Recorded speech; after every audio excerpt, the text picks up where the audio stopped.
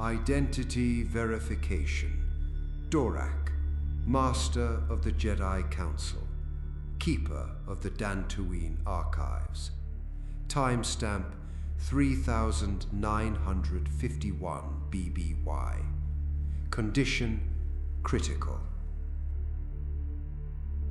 The previous record, entry 001, chronicled the moral collapse at Malachor V. The Council, consumed by the illusion of victory, believed the greatest threat was dead. They celebrated the end of a war, but they failed to see the forging of a weapon. I continue this record today, not from fear, but from the duty to document the contagion. The hero we mourned has returned as the enemy we created. This entry must expose the true architect of the conflict, the Rakatan Infinite Empire. We must understand the dark science Revan used to conquer our worlds. For only by knowing the genesis of the wound can we hope to excise the infection.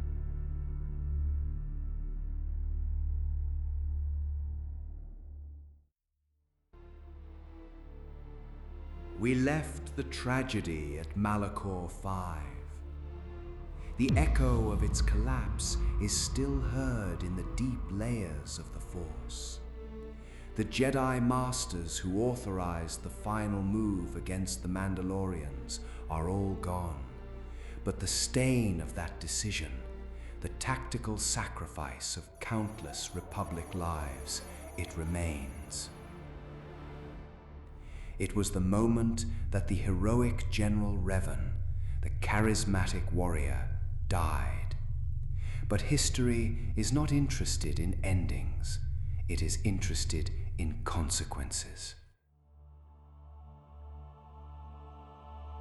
The Jedi Order, relieved of the immediate military threat, convinced itself the crisis was over.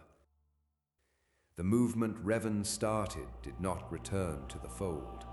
Convinced by his logic, they disappeared with him into the unknown regions, seeking the true Sith threat. Only one Jedi returned to face the Council, Meetra Surik. For abandoning the Jedi Code and daring to fight when her masters would not, she was met not with commendation, but with judgment. The Republic cheered, they held parades, they thought peace was secured. They were wrong.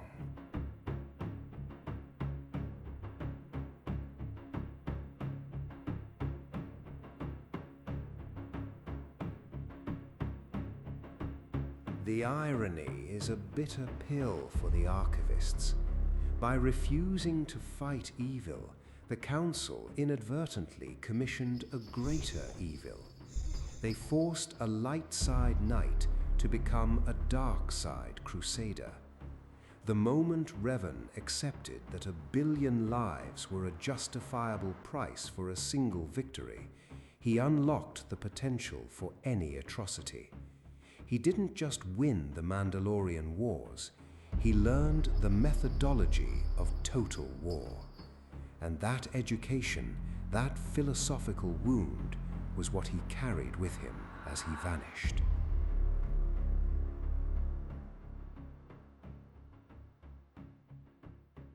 The war was over, but the crusade was not. Revan and Malak did not return to Coruscant. They sent a message to the Council, a cryptic transmission claiming they were hunting the last of the Mandalorian warlords into the unknown regions. It was a lie. Revan was not hunting Mandalorians. He was hunting a ghost. He was hunting what the Jedi Order feared most, not to destroy it, but to master it.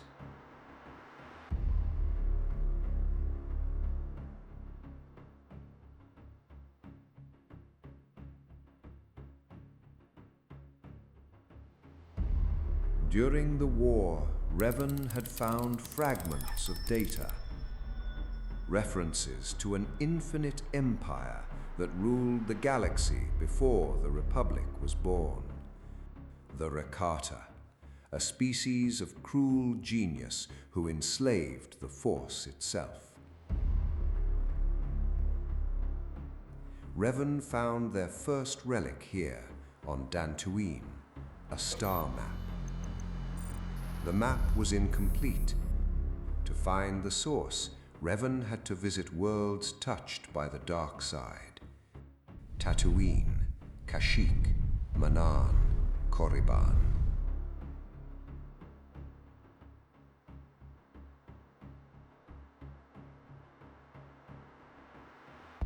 On each world, he unlocked a piece of the puzzle, and with each piece, the dark side grew stronger in him.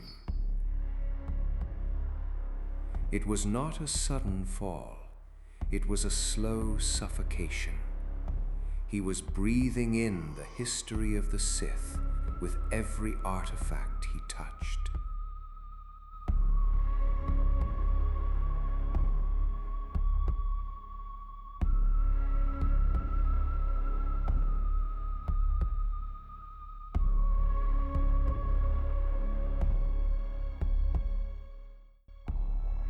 We found something in the Dune Sea today. The crate dragon we killed was nesting on top of it. Some kind of ancient computer terminal. It ain't Rakatan tech like we usually find. This feels older. The strange thing is, when we touched it, the droids went haywire, started reciting math equations in a language the protocol droids couldn't translate.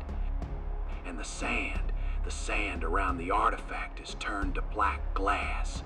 I'm sealing the site. Revan, or whoever that cloaked guy was, paid us double to forget we ever saw it. Fine by me. That thing feels like it's watching us.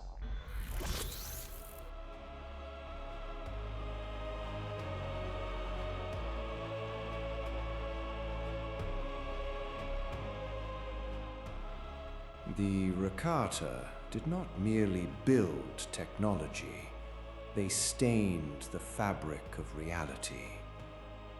This excavation log proves it.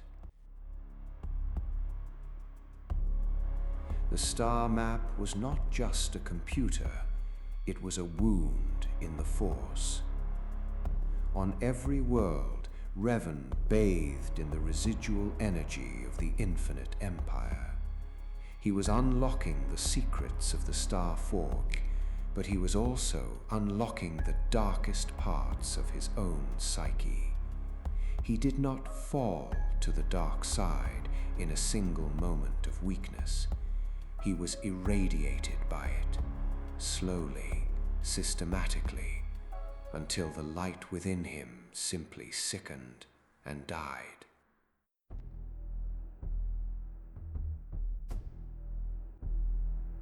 We must pause to understand the nature of the Rakata's power. They did not utilize the Force, they engineered it. The very concept is anathema to the Jedi Code. They were the first to treat the Force not as a living field, but as a malleable energy source. The star maps were not cartography, they were schematics, a sequence of massive Force-aligned conduits laid across the galaxy to channel the collective suffering of thousands of enslaved species. The Star Forge was simply the endpoint of this galactic-scale siphon.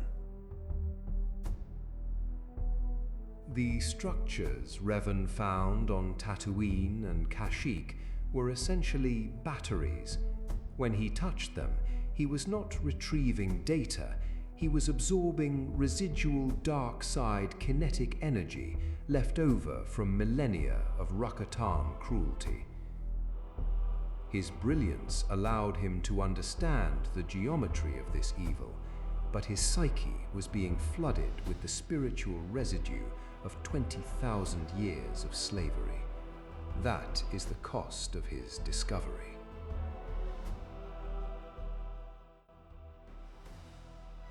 And then they found it, the Star Forge. Words fail to describe the scale of it.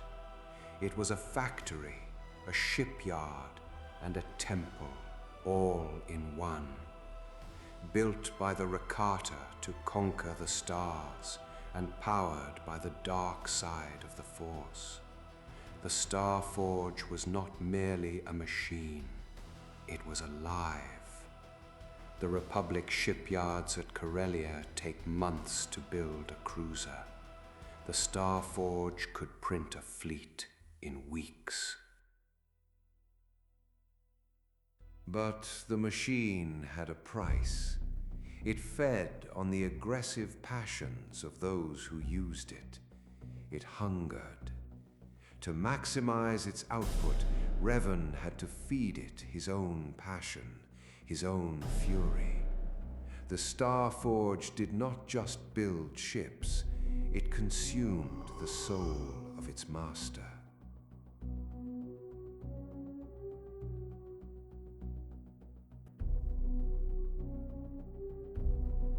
Revan thought he could master it. He believed he could use this weapon to unite the galaxy against the true Sith Empire hiding in the dark. It is the oldest tragedy in the galaxy, the belief that one can touch the darkness without being stained by it.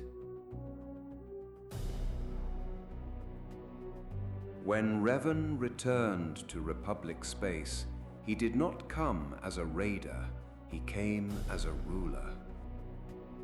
This is the distinction the Council often ignores.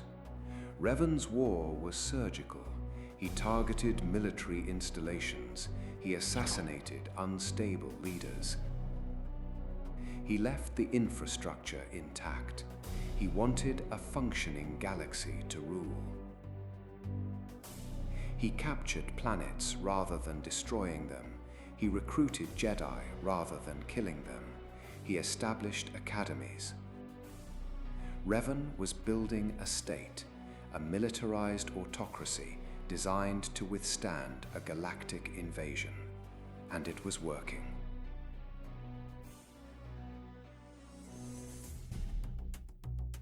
The Republic threatens sanctions. Lord Revan offers protection. The Empire agrees to respect Manon's neutrality, provided the Kolto exports to the Sith fleet are increased by 40%. In exchange, the Sith Empire will remove the Republic blockades on our grain imports. We find these Sith terms to be equitable. They do not preach to us about morality. They simply trade. If the Republic cannot match these terms, Manon will close its ports. We are neutral, High Council. We are not suicidal. This log is crucial for understanding the Sith Empire Revan built. Malak would have simply bombed Manan from orbit, but Revan negotiated. He offered the Selkath a better deal than the Republic could. He offered stability. He proved that the dark side could be efficient. For many worlds, weary of the Republic's bureaucracy and corruption, Revan's empire didn't look like an occupation. It looked like a solution.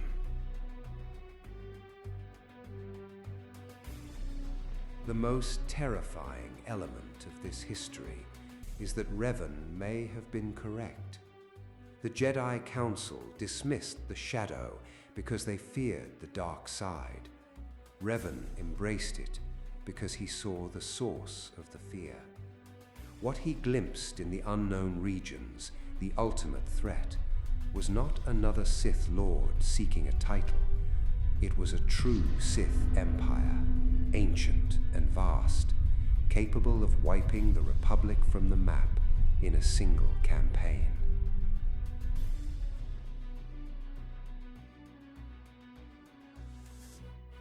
Revan did not create a Sith Empire for himself.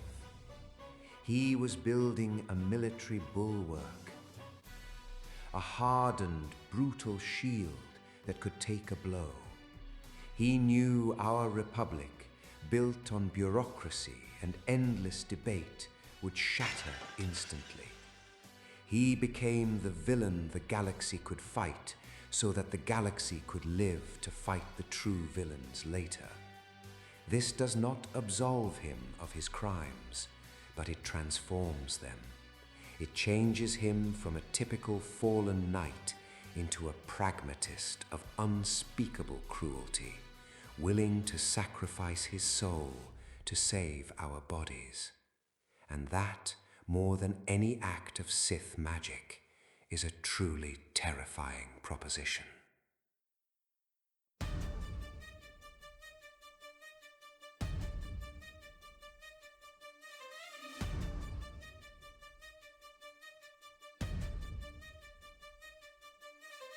The Council, desperate and losing the war, authorized a strike team. Their mission was not to kill Revan, but to capture him, to sever the head of the snake. They were led by Bastila Shan, a prodigy of battle meditation. They boarded Revan's flagship. They fought their way to the bridge.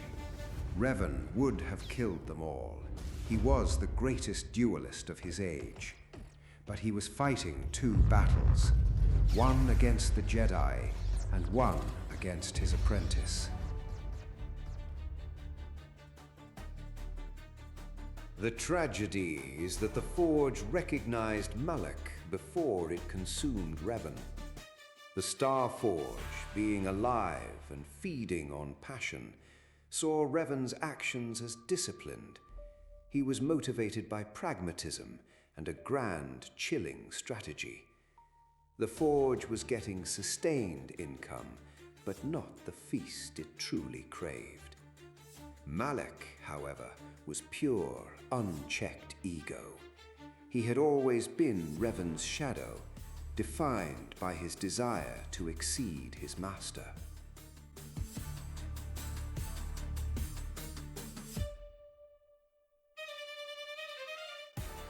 Malak did not care for strategy. He did not care for the true Sith. He saw only power. He saw Revan's restraint as weakness. The seed of betrayal was watered by the Star Forge, which whispered to Malak that he was the stronger vessel. To the Star Forge, Malak represented exponential growth. His jealousy, his thirst for simple, raw power. This was the emotional turbulence the Forge needed to maximize its output. Every ship it printed for Revan was fueled by a promise whispered to Malak. Your master is holding you back. He is not strong enough to rule. You are the rightful king. The Forge didn't just corrupt him, it played him like an instrument, turning a loyal apprentice into a desperate usurper.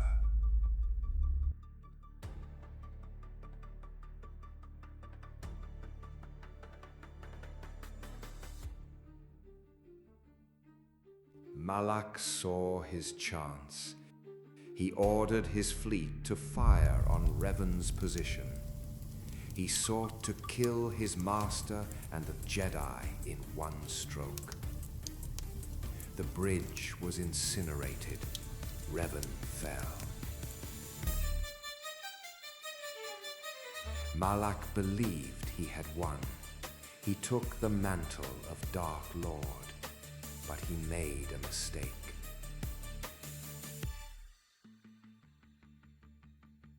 He assumed Revan was dead. He did not know that Bastila Shan had preserved a spark of life within the fallen Lord, and in doing so, she had forged a bond that would change the fate of the galaxy.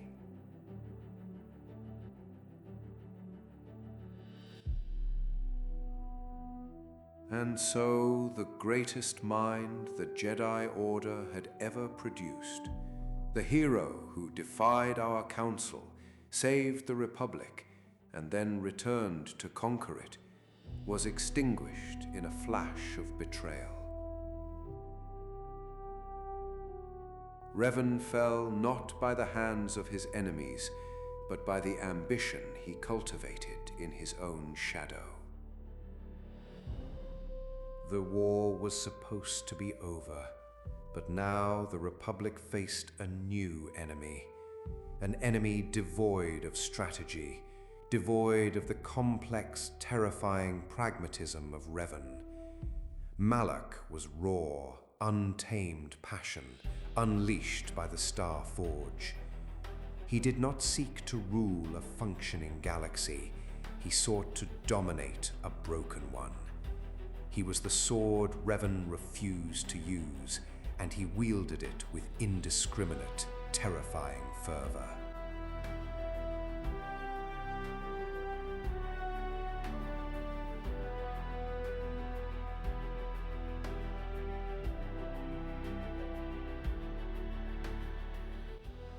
But the true victory belonged to Bastila Shan.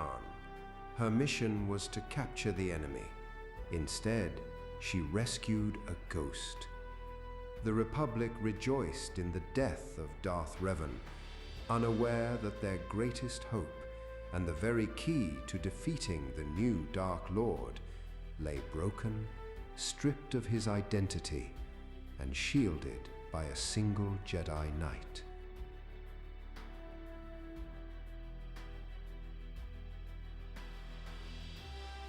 The Jedi Council, in their wisdom, chose to erase the Lord and keep the soldier.